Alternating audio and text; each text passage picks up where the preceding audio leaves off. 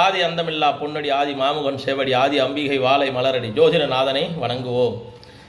இன்றைக்கி கும்பராசிக்கு மகர கும்பராசிக்கு எது கணபதி உங்களுக்கு ரொம்ப சிறப்பான கணபதி தான் பார்க்க போகிறோம். நாளைக்கு விநாயகர் சதுர்த்தி இல்லையா? கர்மம் யாரால் கொடுக்கணும்? ஒரு ஜாதகத்தில் சனியால் தான் கொடுக்கும். அப்போ உங்களுக்கு காசி கணபதியை வழிபாடு பண்ணலாம். நீ கும்பராசியாக இருந்தால் பாதாள கணபதி இங்கே செய்யாரிலே இருக்குது. பாதாள கணபதி போயும் வழிபாடு பண்ணலாம். இது கருணாகர கணபதி. கருணை யார்கிட்ட இருக்கும்? சனிக்கிட்ட தான் கருணை இருக்கும் இல்லையா? கருணாகர கணபதியும் இருக்கும். மேக கணபதியும் பண்ணுங்க. கரிய கணபதியும் நல்ல பலன். கரிய கணபதி அதோட சனியோடைய ஆதிக்கம் பெற்ற கணபதி தான். அப்போ இப்போ காசி கணபதி, பாதாள கணபதி, ஜாதகத்தில் பார்த்தீங்கன்னா மேக கணபதி, கருணாகர கணபதி, கருணா கணபதி, காரிய கணபதி, கரிய கணபதி இதெல்லாம் இருக்கும். கருப்பு சம்மந்தப்பட்ட பேர், மேகம் சம்மந்தப்பட்ட பேர், காசி சம்மந்தப்பட்ட பேர், பாதாளத்தோடைய சம்மந்தப்பட்ட இதெல்லாம் சனியை குறிக்கக்கூடிய விநாயகர்கள்.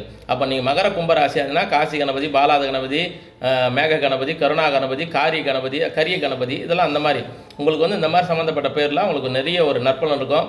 அந்த மாதிரி சம்மந்தப்பட்ட இடத்துங்களுக்கு போயிட்டு நீ வழிபடலாம். ஒன்று, இந்த மாதிரி விநாயகர் மட்டும்தான் கோர்ட்டு சார்ந்த பிரச்சனை தீர்த்து கொடுப்பாங்க. ஏன்னா நீதிமான் சனி இல்லையா?